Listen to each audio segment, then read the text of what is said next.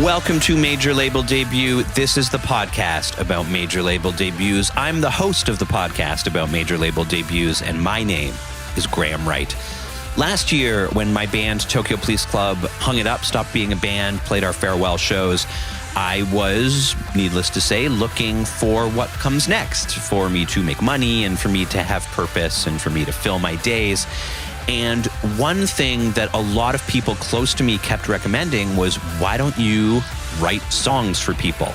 You already write songs. People already play songs. Just take the songs you write, sell them to the people, get the money, cha-cha-cha. Sounds great, right? Sounds like a pretty sweet gig. And indeed, it can be a sweet gig. But unfortunately for me, it's an extremely important gig in the music business. And it's not as simple as just throwing a song on your voice memo and sending it off to Beyonce for her next record.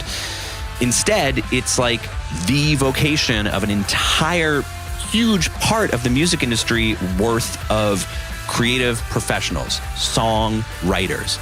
These are not necessarily what they call artists. They're not the people in the photo shoots. They're not the people doing the interviews. They're not out there being the face of the music. It's almost like an auteur theory of music where, you know, bands like the Beatles or Led Zeppelin or Queen or Radiohead or whoever are the writers of the music, the arrangers of the music, at least the co-producers of the music. They are the authors of the visual identity, of the music videos, of the concerts. And because this group of people embodies the music, they also kind of are like more than the music. And a band with as much artistic integrity as many of those bands I just named is still, at the end of the day, kind of leveraging that artistic integrity in the marketplace. It's not super fun and cool to talk about, but it's just the truth of the thing. But the higher truth of the thing is that notion, the notion that bands and auteurs and authors are responsible for the entire creative pipeline, is not the only way to do business. And indeed, in huge parts of the music industry, for most of the history of what we look at as the modern music industry, that hasn't been how it's done. You might have heard the phrase Tin Pan Alley before, which describes a place where people were in like cubicles with pianos churning out songs all day. A lot of like classic Christmas songs in particular were written by guys in cubicles, like smoking cigarettes with a piano, who were professional songwriters. They weren't necessarily a household name. Some of them became household names later. They wouldn't necessarily be recognizable if they walked down the street. They were just really, really, really good at writing songs. And that still exists. Obviously, it exists in the realm of pop music. You know, rock music fans in particular are very fond of like looking down their nose at the credits for a Beyonce song or a Taylor Swift song where there's 5 credited writers, 10 credited writers, 20 credited writers sometimes. You know, there's a lot to it, but the gist of it is there's also professional songwriters in indie rock. There's also professional songwriters in top 40 rock, you know. Probably a lot more of the records that you know and that you love have availed themselves of the use of co-writers than you might suspect, because for a long time, bands kind of like didn't talk about it. And I remember when my band, you know, tried some co-writing sessions and stuff, we really weren't sure, A, if we should do it at all, if it was like breaking some kind of artistic code, and B, how much we wanted to talk about it. And I've noticed in more recent years when I listen to interviews with younger artists, they're not ashamed of it at all. They just talk about it like it's all in a day's work. And it is all in a day's work. And it's right at the intersection of art and commerce that we're so fond of talking about on the podcast here. And so all of this goes to say that my guest on the program today is Morgan Nagler.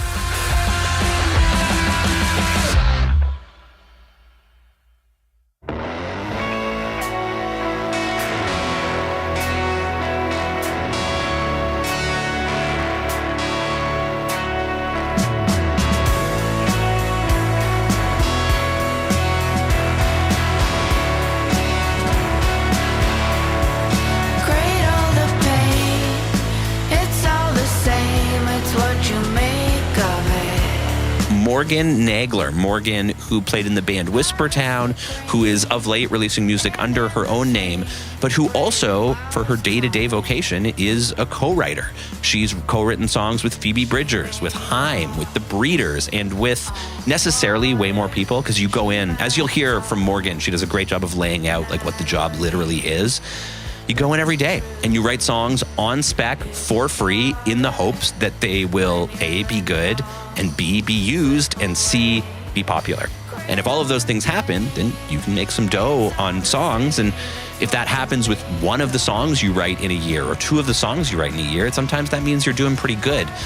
It's a really interesting way to work. It really removes a lot of the bullshit. You don't need to do the song and the dance to sell the music because that's that's their part of the job. And so you concentrate on the craft of writing music, and it gives Morgan, and I'm sure it gives every professional songwriter, a different relationship, not just with songs and music, but with the business and the livelihood of art in general. And so it was amazing to talk to Morgan. She is like an extraordinarily clear-minded person, and I was really amazed at how easy it was to sort of like understand what she does all day, which I know in a sense is kind of like, it's not complicated. You go write songs. But what it means to go in and write songs in that way, especially to someone like me who's used to like jamming and waiting for creative inspiration to strike, to hear someone who does it literally for work is really refreshing and really fascinating. And it was a great conversation with Morgan, and I'll stop rambling so that you can hear it. Without further ado, my conversation with Whispertown member, solo singer and songwriter and artist, and accomplished co-writer, Morgan Nagler.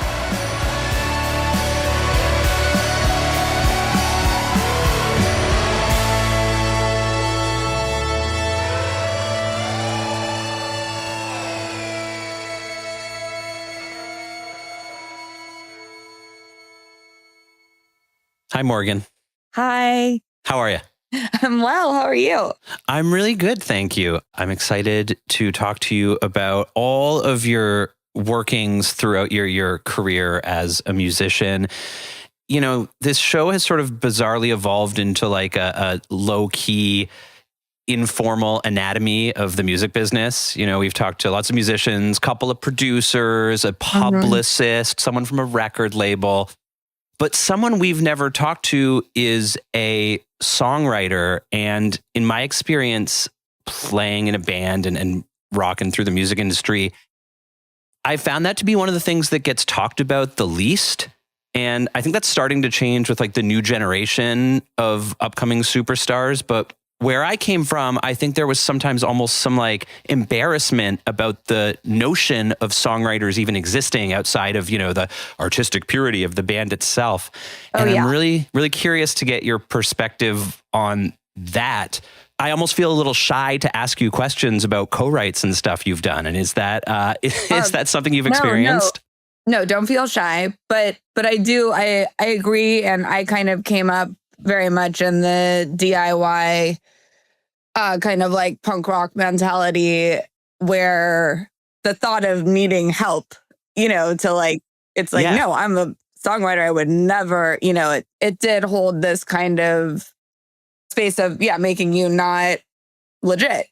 And it's interesting because like, I've really only been doing songwriting on this level where I'm doing it every single day since about 2021.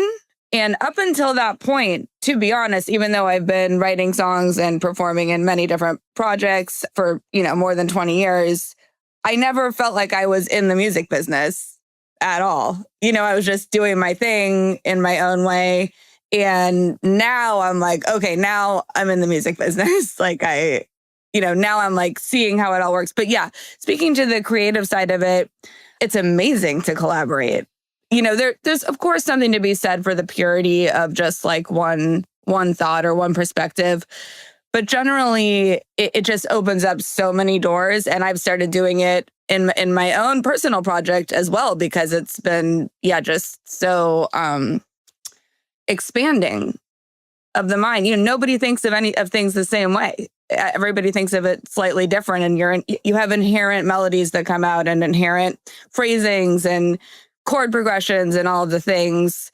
And it's fucking awesome to get outside of that. Yeah, I think expand is just such the right word. And I always, in my younger days, when I subscribed more to the stereotype that it has to be all the band or whatever, which was also never true at all. But anyway. Yeah, no, it was part of our kind of, things really shifted, I think, as musicians got more and more screwed over the years, where the mentality shifted from like, oh, I would never do a McDonald's commercial. Like, I'm not a sellout, to like, fuck yeah. Like anywhere that it's going to give me any money so I can continue doing what I'm doing. Yeah, I guess the thing, and it kind of gets into that conversation that is, if in as much as there is a crux to this podcast, the idea of art and commerce. And I think what it boils down to for the people, for the audience, the people who might accuse a band of selling out, is that they're worried or they believe that it's somehow going to not be honest, that it's only honest if it's sort of direct from the songwriter's heart, sort of just poured out through the vessel of their hands and lungs onto a record. And that's true. And then it's just adulterated by any interference.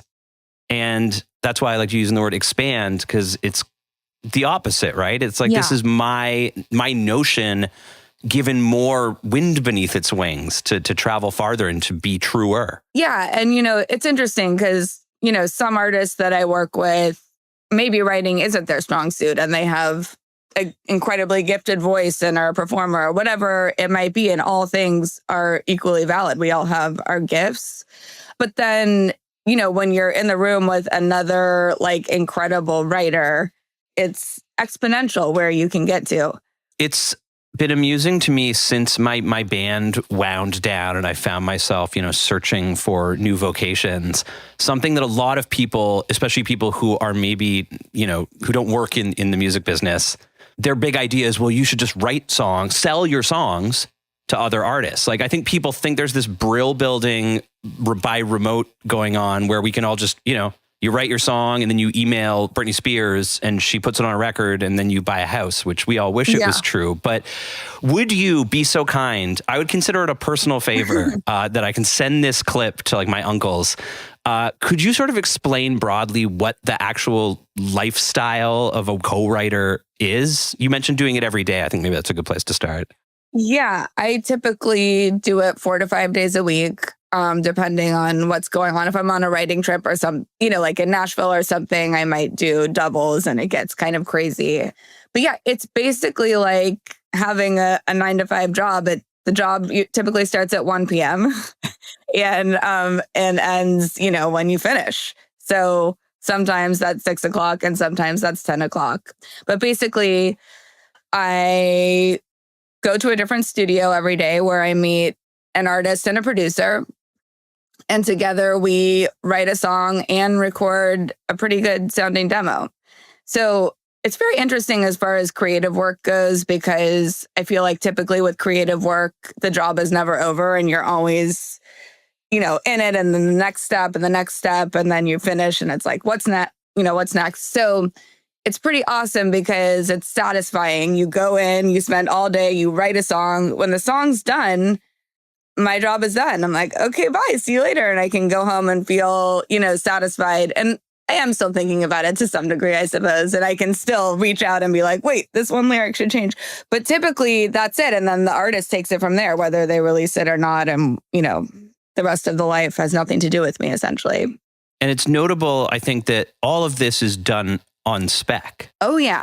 It's very notable. You're not paid by the hour to go. It differs from a 9 to 5 job in that one critical way. Yeah, very much so. No, you are not paid at all. It's just your percentage of the publishing. And as we know, in the current climate, there's much less opportunity for that showing up as real money. It's all gambling. I mean, art is gambling. And yes, I actually thought that I would see a little bit more of like accumulation, just there's so many songs now that I have publishing on that have been released. Yeah, but it's really not super significant. I will say that. I think it's just the one thing. And then you have the house if you win the lottery, And it is like a lottery. I remember when the singer in my band for the first time went out to LA on a writing trip, and I went out for part of it just to keep him company because he was going nuts, just, going to a different stranger's house every day. And he would be writing with people that had written songs with Justin Bieber, these huge names. And I was like, I don't understand. How did you get access to this guy? This why? Did you have to climb to the top of a mountain to write with them? And no, they write a song with someone every single day. And like a few of those songs from the whole year come out. Yeah. But I guess that's always, we're all writing songs all the time that either don't come out or come out and don't make money. And again, it's kind of maybe speaks to my own bias that I'm so fascinated by the notion of doing it professionally, by which I guess I mean going out and doing it with other people on spec, when really it's still just your creative work, right? Yeah. So it's like I was saying before, and I've had this kind of interesting dichotomy going on in my mind recently, because as far as how I'm spending my days in my life, I'm completely satisfied. Like, I'm stoked. I love my life. I love my work. I feel, so really the only missing component is like big money, of course. But again, that's just kind of like true of anything that's not soul sucking. Anything that's not soul sucking. I mean, that becomes a smaller and smaller pool, as you were alluding to. Yeah. So I feel very grateful in that way, that I really enjoy how I spend my time and feel valuable as far as contributing to the world. And especially in the current climate of how horrible everything is, where you can feel so helpless, it does feel good to kind of be able to contribute to the ether and to the kind of collective unconscious in a positive way. Yeah, you spend every day working on something that's at least joy adjacent. Joy adjacent. And you're bringing positivity into the world on a daily basis, which I think is a lot more than, most. And kind of connection, because I think one of the major problems of today is isolation and kind of this feeling of disconnection with how much screen time people spend, and just, again, with like how scary the world is, it makes you feel isolated and out of control. And so I think music, it's number one for me. It's number one, like, offering is people feel seen. They feel like they're not alone and they connect, and that's also the gift of playing live, but it's the same for recordings. You just don't get to witness it. That's so true. Yeah, but it's still enacting that same magic that music has. Yeah, I feel like that's why we connect to things. Even if it's just the melody or whatever that feels inherent to us, it's like you relate to it. And that makes you feel connected. And we are all connected. It's just harder to notice today. And you said that you kind of started co-writing at this level in 2021, which is also date-wise notable in terms of connection and remoteness and separation. Yes.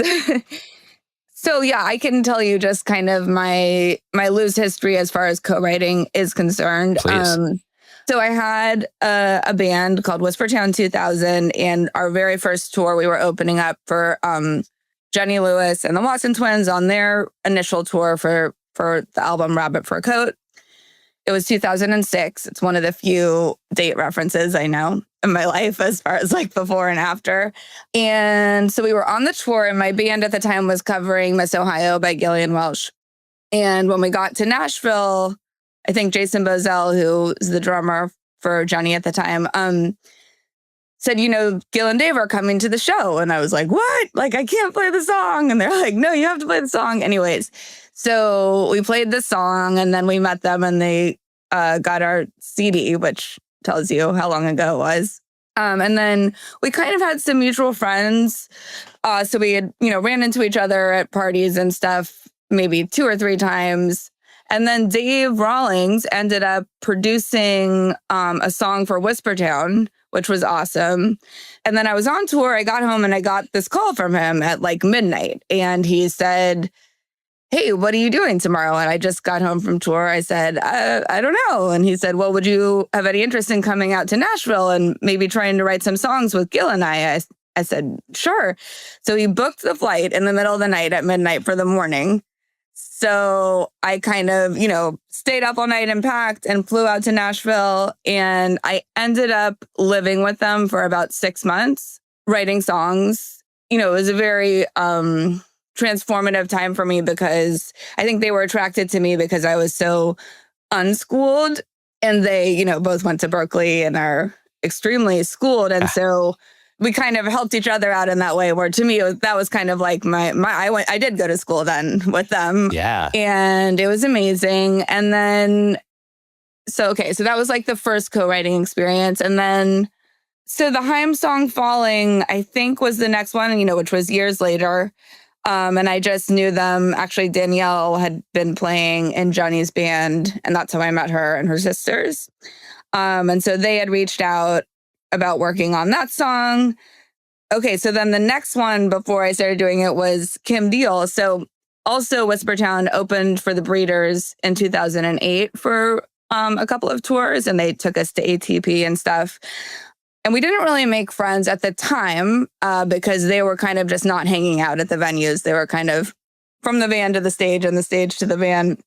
But then later, I was living in a place called The Shack in Echo Park, and there was a studio below, and it had tape in the studio, and Kim was recording there, and I didn't realize it, but I guess somebody told her that I lived in the shack on the driveway. And so I was at home, and all of a sudden I heard kind of somebody yelling my name. So I went outside. I was like, is somebody calling my name? Like, oh, it's Kim Deal in the driveway. And I'll remember she was like, what are you up to? Do you have any new songs and stuff? And I had this old car, and the CD player was broken. But in the car, I had 3 blank CDs, and I knew that one of them had my new songs on it, and the other ones had some bullshit on them. And I couldn't test them, so I gave her all 3 CDs, and I was like, one of these. I don't know how, maybe a week or 2 later, I got a text from her, and it said, hi, this is Kim Deal. I'm wondering if you would like to get together and write some songs for no reason at all. And I, freaked out, of course. Yeah. She's the coolest. And so then we started writing songs together, and we did release a couple of those songs. Waiting to shoot on cancel. My vision is just gray. So I kind of had these, to me, very significant, as far as like my taste is concerned, like dream co-writing situations. Yeah. But, there were years in between them, basically. And I wasn't kind of set up to do that. And I didn't know how to do it more, but I wanted to. And then when I turned 40, kind of similar to what you were saying, when you're like, yep. Is there anything else I could do? And the answer was kind of no for me. And so I decided to, I made a mental shift that I wanted to double down on songwriting. And then basically COVID happened immediately after that. And I was like, cool, this should be easy. But then, the song that I had randomly just kind of helped Phoebe Bridgers finish ended up getting nominated for a Grammy in the end of 2020. You called me from a payphone. They still got payphones. It cost $1 a minute to tell me you're getting sober, and you wrote me a letter, but I don't have to read it. I wanna kill you if you don't beat me to it. And that's when I called my now manager, Christian Stavros, who is amazing. And we got it together to kind of get a team set up in the right way and get a publishing deal and everything. And it is amazing how, that's a very impressive selection of credits to sort of be kicking off your career it's, like with. I said, it's a dream, like what? But I'm sure that the proximity of Kyoto must have been so helpful. That song, especially in that moment in the lockdown days, was so ubiquitous and so like cred, so respected. Yes. And I give all the credit to her. She really had it mostly. I just helped her finish. But yes, it was and is notable still. I'm not trying to like get into the weeds on, I'm sure some of this stuff is kind of nobody's business as to who does what on songs, but it's so tantalizing to me. I love that song. I love that record. And to hear you say, she was mostly finished and I just sort of helped her finish it. Maybe in a more broad sense, you don't have to speak to exactly the process of that song. I'm not trying to bust anyone's, inner sanctum, but I'd love to know what you might mean by something like, hey, here's a piece of music that's 85% of the way there. I know it changes song to song, but is it sometimes like, oh, we just need one more lyric, or is it a melodic thing, or is in this case, that is not like how my normal, like this was just random because we were neighbors. Okay. So yes, she just was stuck on a lyric basically. And lyrics are kind of my number one passion.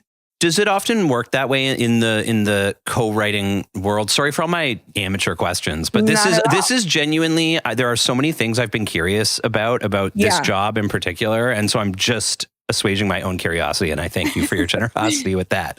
And apologize to the podcast listeners. It's Graham's special episode just for himself. Boring. Yep. That's every episode. Will people have calling cards as much as, if you need a lyrics, you want Morgan, or if you need a bridge, or if you need, if you're looking for that one extra special chord, you want to call Jimmy the Chord Man? Yeah, I think that people do. I think it's a little more rare. It's normally, but people do. Like I've heard of this one woman who only does melody, not lyrics, or top line melody, doesn't play an instrument and does, so yes, people do. But also typically it kind of falls into two categories, which is kind of the musical bed, as I call it, and the top line, which is the lyrics and melody of the vocal. And so I'm a top liner, basically. I play guitar and I write my own songs on guitar, and I do in sessions also, but that's not, I play cowboy chords. So that's not really my offering, typically. I was so thrilled when I learned the phrase top line, which people will go in and there'll be a bed of music and they'll sing over it, and they'll sort of be almost freestyling melody and lyrics, right? Like pulling out of your head. I think that's that's pure magic to me. Oh, I have a good story so when I first started writing, or the first day I was writing with Kim Deal, I got over there and she had a 4-track, like a Tascam, tape 4-track. And she had like maybe 3 drums kind of set up, and she was like, okay, you press record. I'm like, okay. So I press record and she just plays the drums for like 2 minutes or whatever, and then looks up and I'm like, okay, stop. And then she was like, okay, now you sing. I'm like, what? So, I'll never forget, because she had, I don't remember what some insane microphone like hanging in the room. And I just had to go, like you said, freestyle. You just go up to the microphone. There was not even a tone, no pitch. It was just drums. And it's like psychotherapy. You're like, what's going to come out in front of like the coolest, most talented person on planet Earth? Yeah. And what came out? This line, I'm happy for you, but I feel like crying, which ended up one of the songs that we released.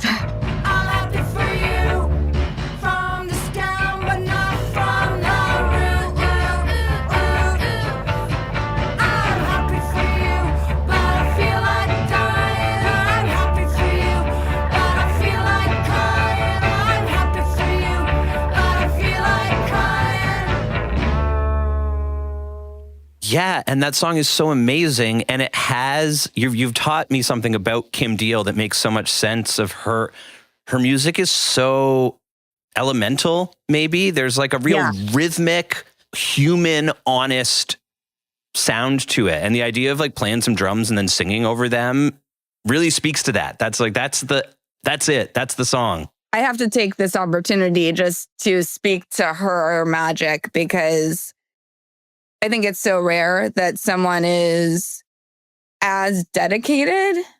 And, she's such a perfect example, because she couldn't have a more singular, sound. Like, it's so pure. It's the purest. Yet she is doing co-writes, not always, but sometimes, you know what I mean? So that really speaks to kind of the earlier part of our conversation. Yeah. It does not sacrifice your complete and distinct imprint. Writing together was incredible, but I guess it was last year when she had just finished recording her solo album. They went into rehearsals. There was no tour booked yet or anything. She was calling it proof of concept. So she was just kind of trying to play with the band, and so she had me come in to sing harmonies during that process. And so I kind of got to witness her in this other way of bringing these recordings to life.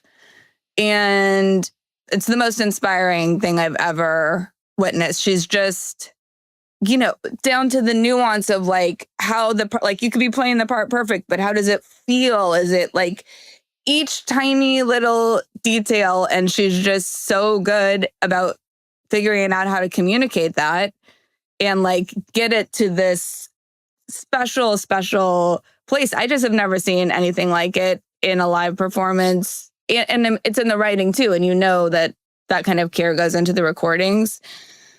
I mean, I think on the song we were talking about The Root, which is the name of the song with I'm Happy For You, but I Feel Like Crying. We went into maybe 3 different studios to record it after, and we ended up with the demo, at least of the drums, because that's how much, she cares about it, just retaining this very specific energy. I mean, that song has such a great energy. And are you singing it in unison with her? Great. Sounds amazing. The music video, which is filmed through the backup camera of a car, I was thrilled to see it too, because I've always been like, why has no one done that yet? And it turns out I should have known. Someone has, and it was Kim Deal. Yeah. Who better? Exactly. So when you started doing more frequent co-writes in 2021, did you have to start like this on Zoom, on computers? Did you ever do any of those sessions, or were you able to start bubbling up with people? No, yeah, we did. Let's see.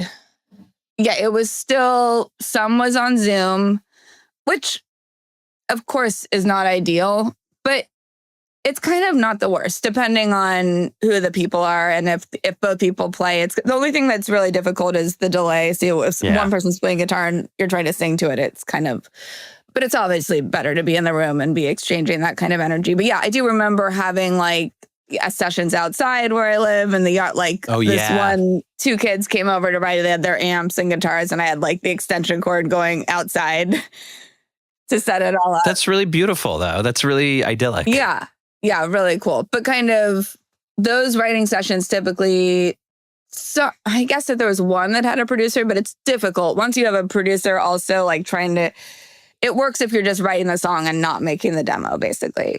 Yeah, well, that's so different too from, the olden days of professional songwriting where you'd be in a cubicle with a piano and then, I don't know, you'd file your sheet music or whatever.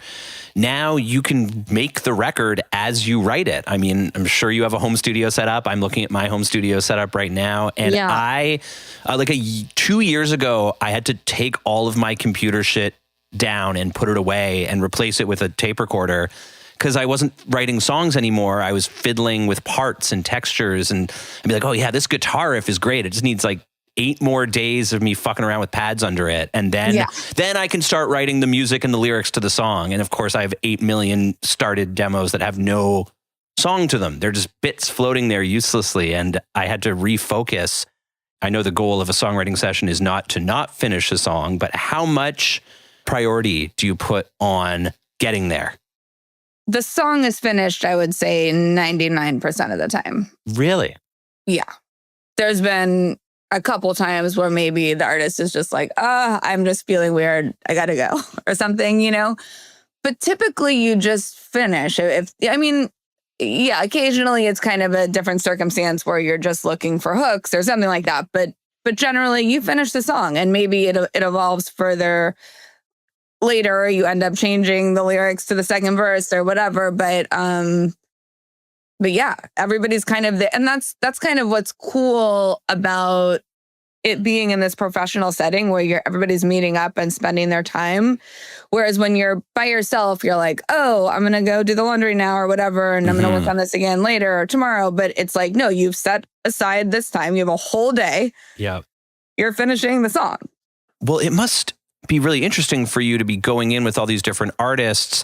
As you sort of alluded to there, sometimes artists have different levels of not sensitivity, but sensitivity to their own inner compass. They might, I'm feeling weird, I'm going to get up and walk away. Or, I'm feeling weird, I'm going to double down and work triple hard or whatever. And I imagine you have to sort of pace yourself to the pace of the person you're writing with. That must be a skill all unto itself. Yeah, the job is kind of different every day. Yeah. It always involves some level of therapy.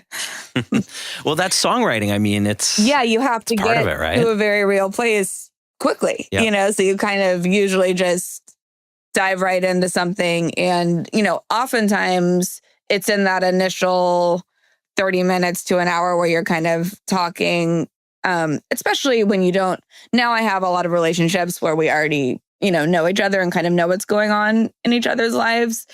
But if not, you've got to like dive in there and really, and oftentimes I'll pull just like something they say, like, oh, that's a title. Yep. When you're just kind of talking about whatever's going on in your life and how you're dealing with it. Yeah, something that really seems so obvious once I heard it, but delighted me when I first heard somebody mention in a radio interview about, oh yeah, we went in and we were just chatting and we were talking about, such and such feelings that we were having. And then they said this sentence and that's the title of the song and that's the hook of the song. Yeah. And it fully came out of just an honest conversation between people, which is, I guess that's what you're trying to do with a song, is make something that sounds true and representative and cuts to the heart of something. Yeah. And another thing that I kind of learned, because initially I was kind of preparing every night, which is impossible. I was kind of trying to come up with ideas to bring into the room, not knowing. And now I basically don't do that at all. Maybe if I have an idea on the way over, lyrically or concept wise. But what I realize is that typically, you're working with an artist. It's their voice. They probably don't want your idea that you already have. I mean, you know what I mean? Yeah. It was interesting, actually. Maddie Diaz, after the first time I wrote with her, she's like, do you think that like being an actress kind of informed how you are in these rooms? Because I feel like you're saying what I am trying to say, and I hadn't thought about it in that way, but really it is that you're like, okay, I'm you. Yeah. You have to embody them if you are trying to create something that is going to be in their voice.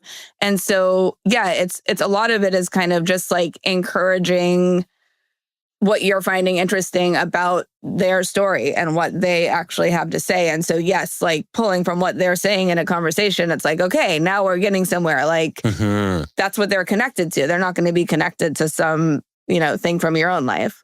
You must have had to learn a lot really quickly. I mean, it sounds like you had 6 months of songwriter school. Yeah. And I also write. I mean, I write a lot on my own, just whether I'm releasing or not, I'm always writing. But this is kind of a different muscle, as we've been discussing, because the role is kind of different in every room. And yes, I did. I feel like the first, 2021, 2022. Yeah, like the first 2 years, I was kind of saying yes to everything and just really trying to learn and absorb all the different worlds, because there really are a lot of different worlds and different ways that it's done. And sometimes when somebody's new to co-writing and they say, well, how is it done? It's like, well, literally every different, it's different every day. And you're bringing in your thing. I mean, I know something that people around me talk about a lot is getting over the insecurity around going in and feeling like you need to measure up to someone else's standards imagined by you, when it's really like, if they called you in to write with them, they want what you have to offer. They're not looking for another them. They're asked you. It is, you have to let go of, fear of judgment, essentially. You just have to totally be a nerd. And is that something that your acting experience helped with? Probably. I mean, because I started acting when I was 5. So my whole life has had an element of, dealing with people on a professional level, for one. Mm-hmm. And also, being kind of seen through a lens. Yeah. It's like doing broadcast stuff. You're like, well, I need to sound like myself, but through a microphone into a podcast. So it's not just talking. You have to come up with the skill to sound like yourself. Yeah. Yeah.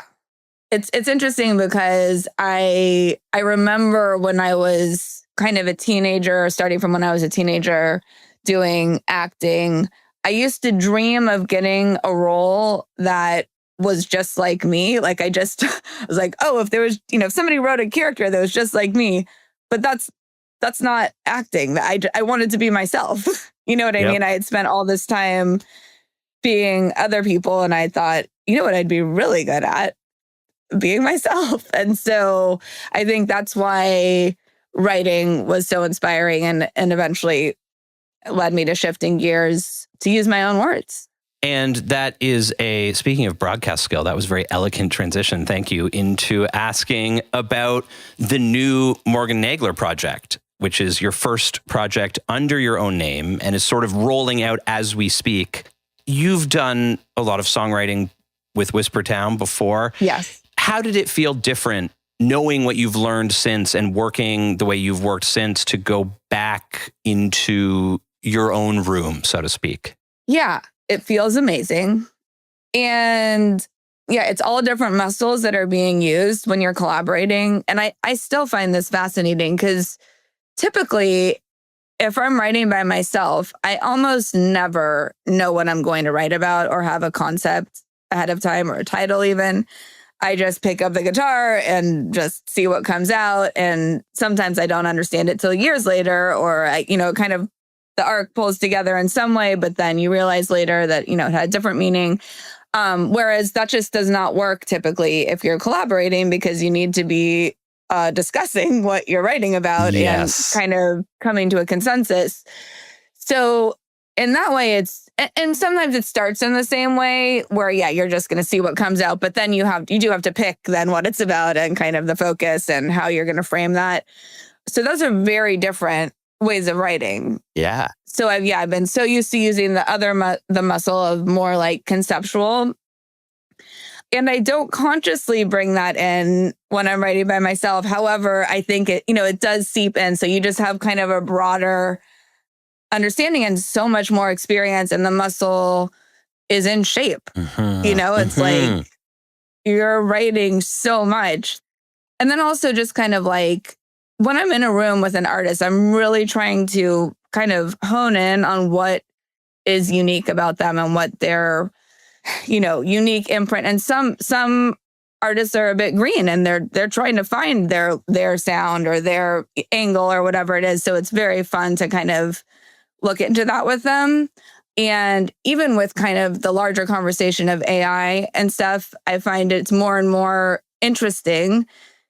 Whatever you have that is unique, that is totally your own voice, that is it. That is the thing. Like, so as far as my own project, I just feel kind of really honed in on my vibe, which feels great to just kind of be natural and like share what, really is not pop songwriting for myself. And I'm kind of more focused on things that lean more pop. Yeah.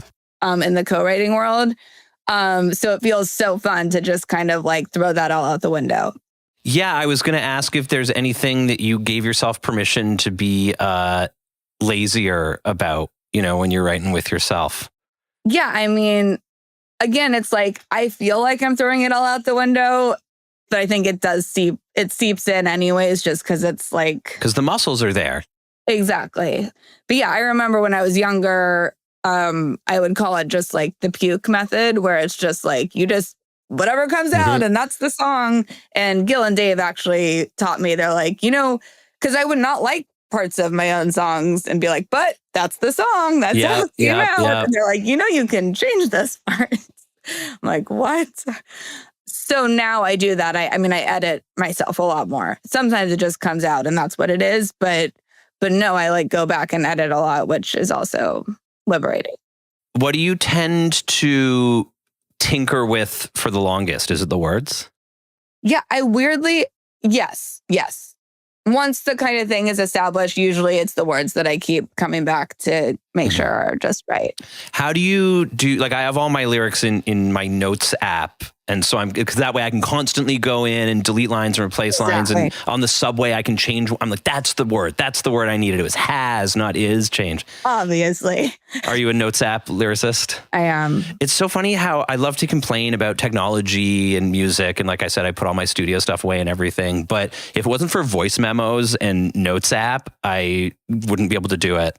I don't even know how we did it. I mean, I remember I once, I think for about 6 months, I had moved. I think I had moved home I lived in Denver for like a brief stint, and I was younger, and I moved to my mom's, and I pitched a 2-bedroom tent in her backyard and had an extension cord out there, and I had my 4-track in there and a stereo in there.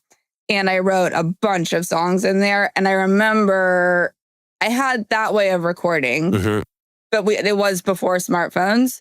But I remember you had to just play the song a 100 times to commit it to memory. Yeah, you had to know it. There was no reference, whereas now I like barely finish it, voice note it. You're like, okay, like it's done and you don't have to remember. And I don't. I wake up and I'm like, what was that? And you have to listen to tell. But yeah, no, you used to just have to play it 100 times after you wrote it. You'd hear stories of people being away from home and calling their home and playing into their answering machine so they could go home and okay, it's on a tape of some sort. Yeah, like I'll remember it at least. Do you ever bring a song back that maybe, you did a co-write you created via a co-write and then it didn't come out for whatever reason? Do you ever keep those around for potential later use I know this is just you getting going under your own name, but are there any songs you're like jonesing to finally use? Yeah, let's see. For this album, we recorded, I think I ended up recording a couple that had been from sessions, but I didn't end up using them for the album. But yeah, there are certain songs that I love so much, like that I'm obsessed with, and I'm like, how is this song not out? Or nobody's cut it. And I'm constantly trying to think of like how it can be out, but it isn't really me. You know what I mean? Like, but it shouldn't be me singing it. So, and it wasn't written that way. So that makes sense. So yeah, it kind of doesn't cross over as much as you think it would. Because it's usually conceived through the idea of a different person being the vessel. We're talking a lot about songcraft and about, the song itself, whatever that means, music and lyrics. But listening to your new tunes, the thing that struck me first is that they sound great and they sound of a piece and they sound, obviously like considered sonically. Is that something that ever comes up in a co-write? If you're doing demos and stuff, will things like, a guitar sounding this way or a riff that's sort of, a drum sound that's like the Phoebe stuff is obviously very sonically rooted. I wasn't involved in any of that for the Phoebe. No, she went in with the producer after the song was done and I wasn't there for any of that. But typically, sometimes that comes up in the room. Certainly. And kind of the deeper I am in on a project, like if I'm writing with the same artist, it probably comes up a bit more. That being said, usually you're not spending too much time on that because you just have the one day and you're mostly just writing it and getting it down. And it's probably going to change, if they end up releasing it. Not always, but so yeah, you don't focus on that too much usually because it's kind of would require more time than you have to get into those details. Right. Then I guess you're just producing the record at that point. Exactly. Yeah. Was it fun then to really get your hands on that with your own stuff? And how early did the sonic vibe of it emerge in the creative process? Well, Kyle Thomas of King Tuff is the producer and he was carving out all of the sounds in that way. But yeah, we kind of discussed, actually, my manager, Christian, has also been pretty involved in kind of like the sound and direction. He's an amazing creative. So yeah, it's kind of, I feel like this is closest that I've gotten to kind of like what really feels authentic to me, because I think I've always kind of been bridging indie rock with kind of a more Americana or like old school country kind of. And my voice is kind of like, rough and unpolished sounding. And so I've kind of tried it with a more polished production and an unpolished, it's hard to find the right, but I think that this is basically as close as we've gotten. I'm really stoked on the sound. And again, Kyle, largely responsible for that. Well, good pick of collaborator. It's a beautiful, nice marriage of song and sound. It all sounds of a piece and it sounds like what it should sound like, It feels like that, yeah, which is a great feeling. I guess that's what you're always looking for in the studio. Yeah. This is such a vague question. I'm just kind of hoping that it will travel through the magic metaphor of music and you'll understand what I'm saying. Do you have a sense of what kind of lyrics and what kind of words you like and what you're reaching for when you're writing and, whether that's what influences you or just what you find, what excites you when it comes out of your brain and your mouth? Yes. I think it's finding unique ways to convey common emotion, because I think that language is so limiting. And I think that the spectrum and nuance of our emotions are so complex. it's difficult to really convey exactly what something feels like. So that's why I think kind of getting more creative with the use of language and kind of presenting things in a different way can kind of like twist it to be more specific. It's like the word love, for example, like I love you. It's like, well, yeah, I love like my neighbor's child. I love my lover. I love my mother. Like it's all so different and it's the same word. So the word just isn't good enough. So you kind of have to find, unique ways to kind of contextualize it. So yeah, it's basically the poetry part that interests me. I'm happy for you, but I want to cry. That's like that's such a perfect song, not just lyric, but like notion, because it's dissonance right there. Everyone knows what that feels like right away, and yet I've never heard someone say that literally or conceptually in that way. Yeah, and I respect Kim because for many reasons, but she really likes to boil things down. And that is so beautiful. Again, it's like, I guess it's a version of editing, but it really is kind of like really boiling down to essence in a way that everybody gets, but it's still complex if you're thinking about it. You know what I mean? Yeah, because there's 70 years of popular music behind us that have said versions of these things. And the word love has been wrung out every possible conceivable way, you would think. Yeah. And especially with like TikTok and social media now, just looking for one line of a song that says something universal that can be applied to any number of funny videos, sad videos, etc. I mean, it's pushing. I don't know how much TikTok comes into your conversations. I not think about that like at all. Like I'm still kind of, when you were talking about hits too, I really, even though that's basically my job is to like try and write hits. Yeah. I'm just like, no, we're just going to try and write a good song, because the truth is that like many hits, they're totally weird. That's why they're a hit. Yep. They're like unique, you know? So I think it's a trap to kind of frame it that way in your mind, because you end up sounding more similar to things that already exist, which is boring. Yeah, and it is. I mean, there's people out there, you know, I always think of Max Martin, and listen, no smoke to the great Max Martin. His skill set is obvious, but there's that story of him hearing Maps by Yaz and thinking like, they left money on the table with this. This could be a better song, by which he meant a more commercially successful song, which then led through the creative magic path to writing Since You've Been Gone, which is certainly a more commercially successful song than Maps and is a great fucking song. But is it as great a song as Maps by Yaz? It's so emotional. I would say definitively not. That's one of the best songs of the century probably so far. And it's so itself. I've never heard a song that sounds like that. Doesn't sound like what any suit would think a hit is, and yet, yeah. And that's kind of like what you're after. So you really have to throw away all notions of what makes a hit and just write something that you think is cool. There's enough people out there who are like hit scientists. The nation of Sweden has that market cornered. Yeah. And that's just kind of, I just feel like I don't have much to offer in that world. So why even bother?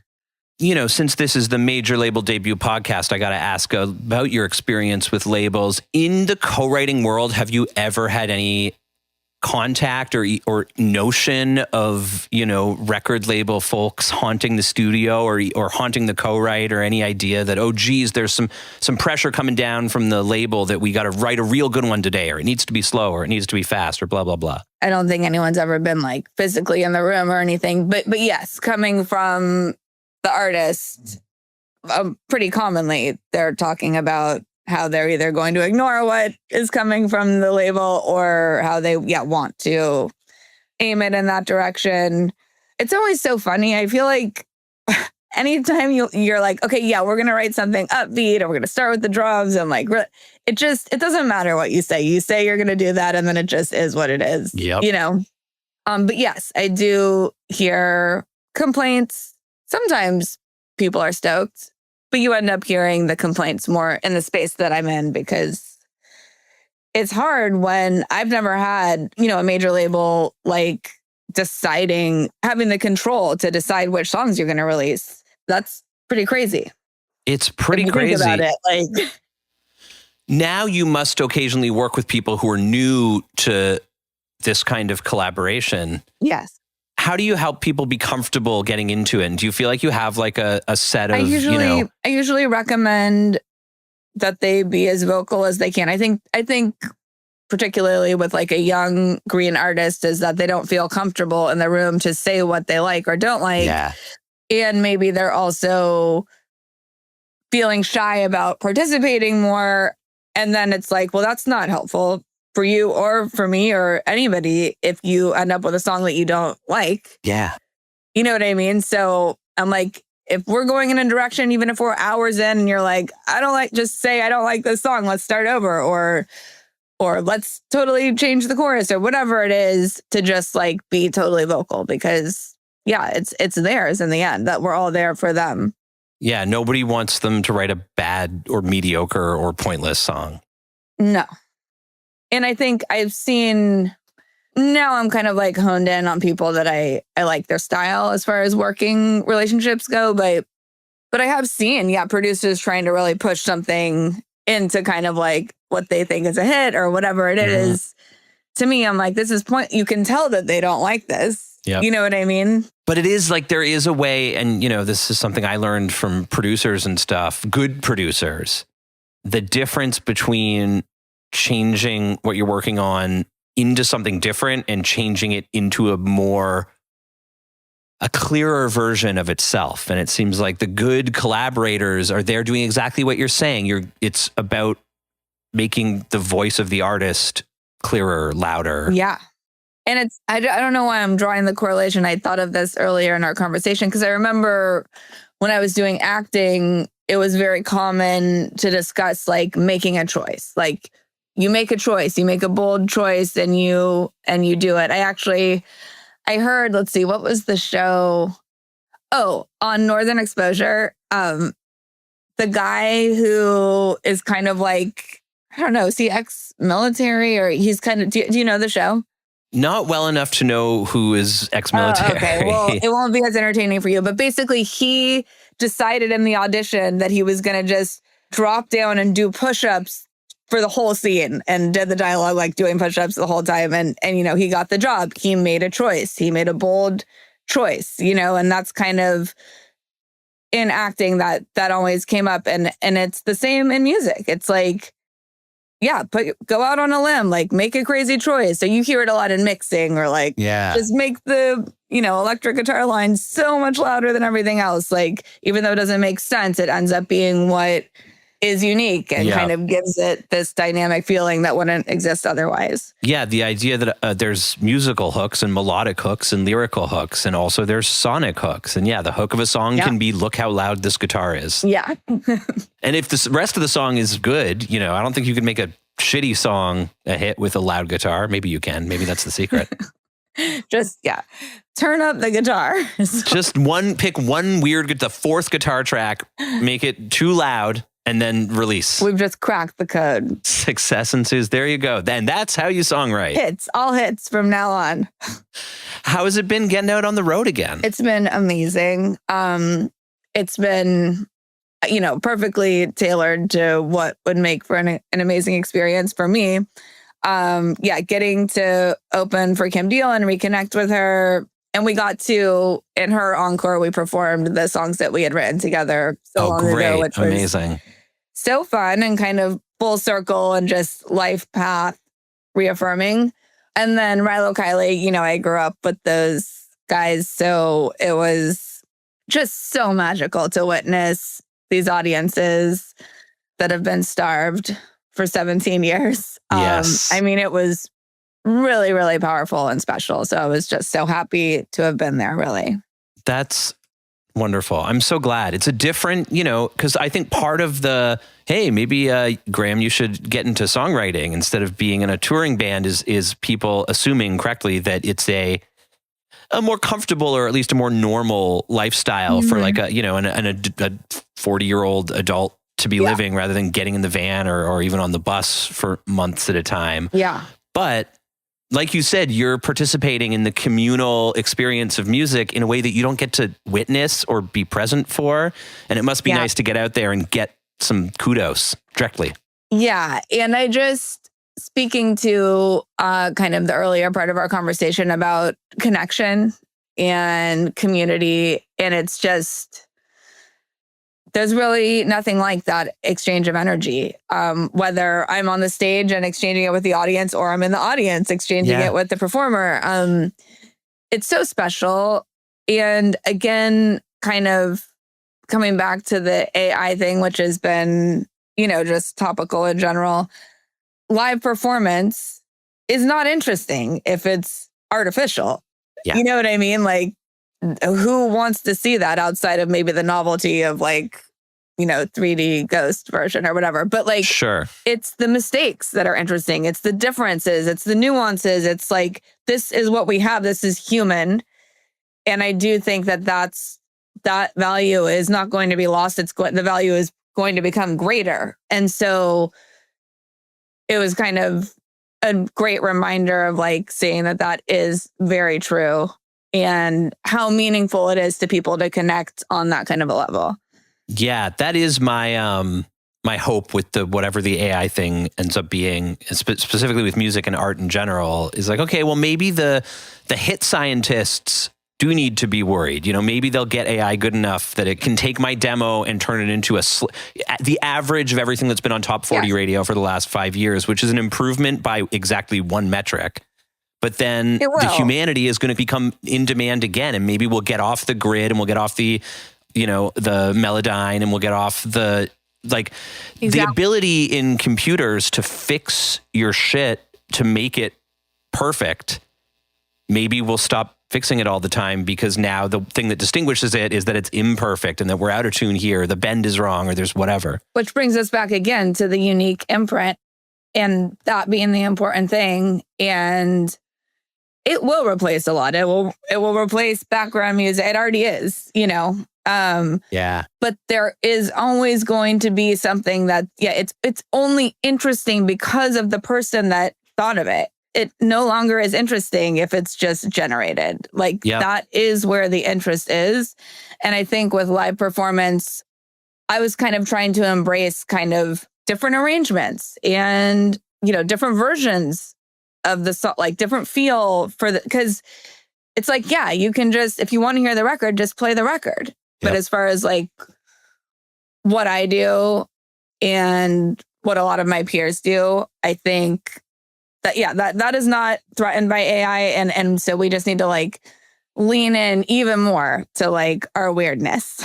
Hell yes. That would be my one wish for all music in general, is that everyone just keeps leaning into their weirdness, and we go off. My friend, Greta Morgan, who's amazing and has gone through a traumatizing but ultimately beautiful kind of life experience of losing her voice. Yeah. And she has a memoir that just came out called The Lost Voice.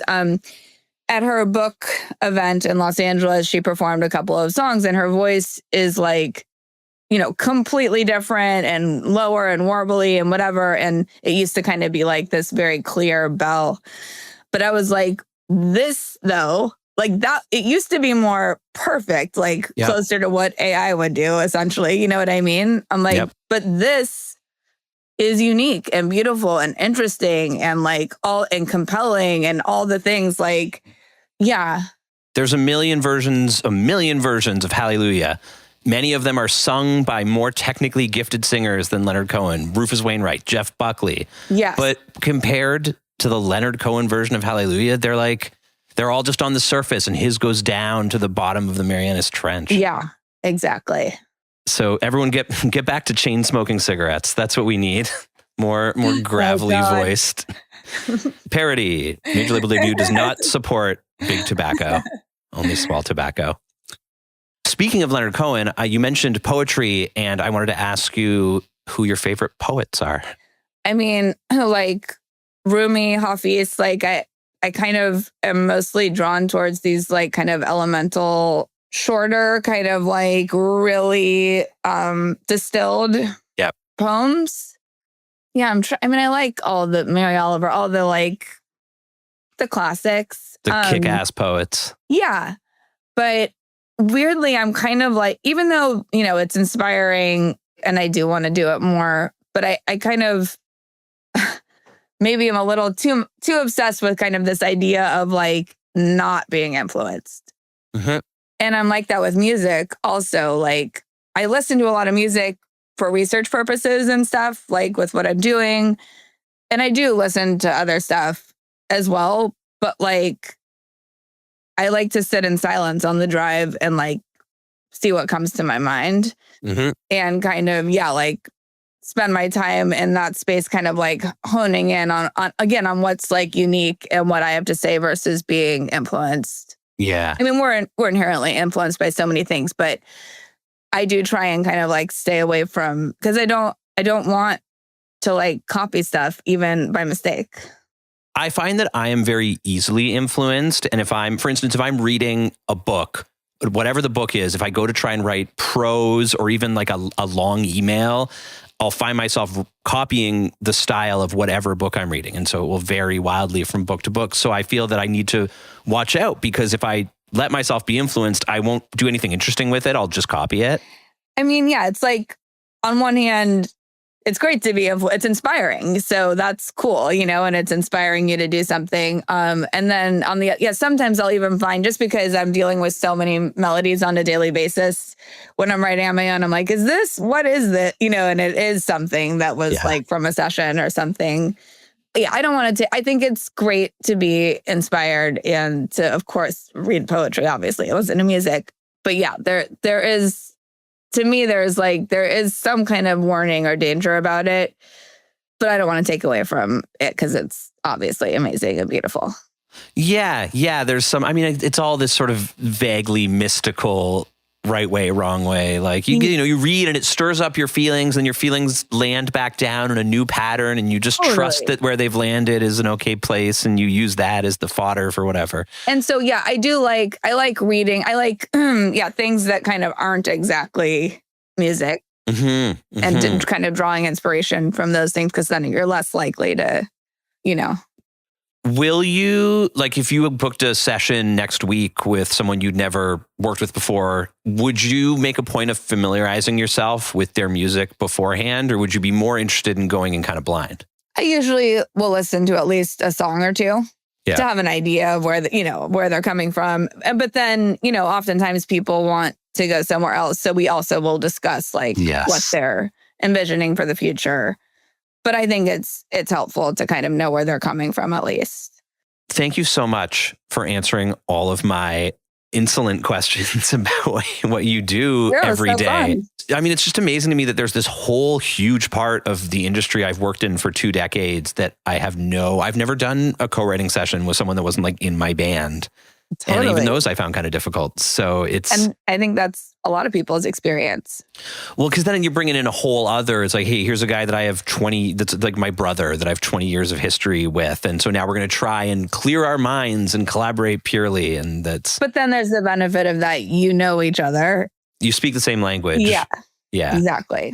Maybe that's why jamming is a good way to write together as a band. Because then you're like, hey, you know what language we speak purely with each other?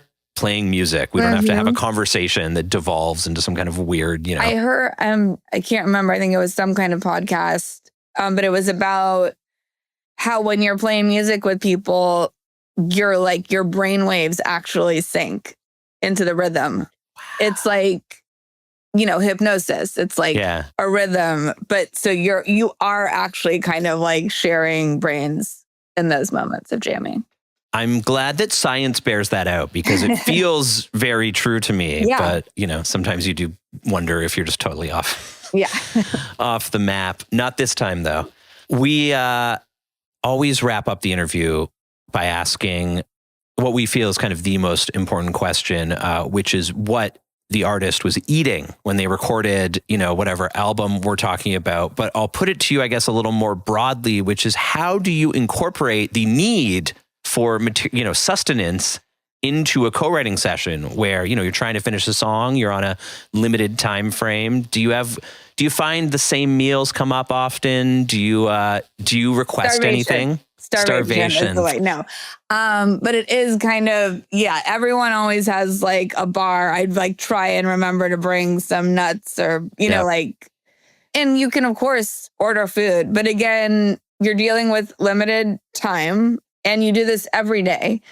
So you're not really trying to extend it by an hour most days by like going out to eat in the middle. And like I said, the sessions normally begin at 1:00. So you got to eat before, but I don't always. And I think other people don't too. That's why there's always the bars and whatnot. And then usually you kind of finish up at dinner time.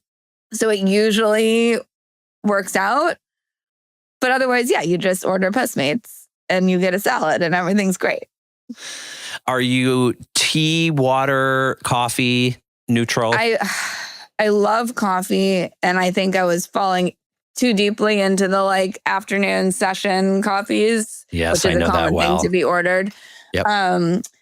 But I've had a lot of issues with my voice, and I know that caffeine is bad. So I've been trying to stick to the 1 cup of coffee in the morning. Bravo. I'm addicted to Spindrift, the sparkling beverage. Yeah, okay. There's so many. We don't have that one in Canada, so it's hard for me to keep up with all of America's many sparkling beverages. Well, Spindrift is one of the very few that does not have forever chemicals. It's actual juice that gives it the essence of flavor, whereas the other ones like LaCroix, even Topo Chico, they have what you call natural flavoring, which is actually a chemical. I mean, obviously we're exposed to so much shit all the time. You can't. But I also think it tastes better, but it's just juice in water and it's delicious. What's your flavor? I literally order direct from spindrift.com and I ordered giant cases of like 6 flavors because they're all so good. The basic one, grapefruit is like always around. Right now I'm really into tropical punch, which I think has guava. It has 2 or 3 things in it. I'm imagining 5 Alive. Yeah, but I'm sure it's like healthier. 5 Alive kind of. Or I loved Monalai as a kid. Did you remember that? That was like a guava. I think it was. Sounds American. One of those. We didn't get guava in Canada until the 21st century. It was just like electricity. Well, I've got a fridge full of grapefruit LaCroix, full of forever chemicals and microplastics to enjoy. And I will enjoy it. And then I'll Google Spindrift Canada and see if I'm even right about it not being available here. Maybe I just never noticed it before. It might change your life. It might change my life. Well, I'm looking for something too, so this will be a great opportunity. It's either get into selling my songs or switch my sparkling water brand. So I'm hoping for the latter because it sounds a lot faster. That's my conversation with Morgan Nagler of Whispertown, of Morgan Nagler, and incredibly accomplished, impressive resumed professional songwriter.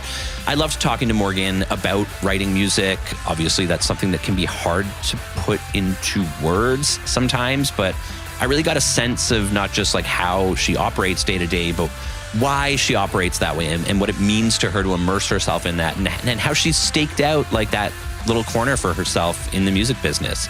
I especially really liked what she was saying about leaning into weirdness, as like a bulwark against encroachment of AI or algorithms or whatever into the artistic world, whatever that's going to turn out to look like. I don't know. But I think it's kind of good advice for life in general. The walls feel like they're closing in sometimes, don't they? And one thing that humans, I swear to God, will always be able to do way better than any machine is be weird and be idiosyncratic and be unpredictable. And to me, it behooves us now more than ever, not to get on my soapbox, but to lean into our weirdness and our individualities and our idiosyncrasies, artistically, yes, but also just like in our personality. And, many of my favorite artists and many of my favorite humans are weirdos. And here at Major Label Debut, we celebrate that. So here is to the weirdos, and here's to Morgan Nagler. Check out her new music. It's under the name Morgan Nagler.